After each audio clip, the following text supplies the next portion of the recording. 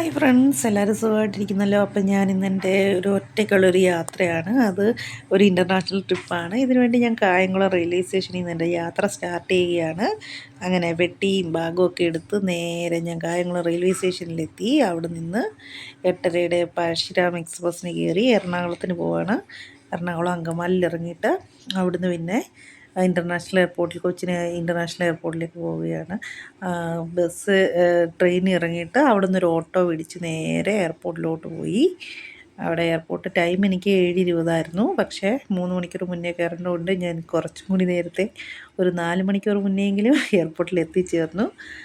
വെറുതെ അവിടെ ഒരു 1.5 മണിക്കൂർ പോസ്റ്റായിട്ട് അവിടെയൊക്കെ ഇരുന്നു, വീഡിയോസും കാര്യങ്ങളൊക്കെ എടുത്ത്. അങ്ങനെ ഞാൻ മസ്കറ്റിലേക്ക് പോവുകയാണ്.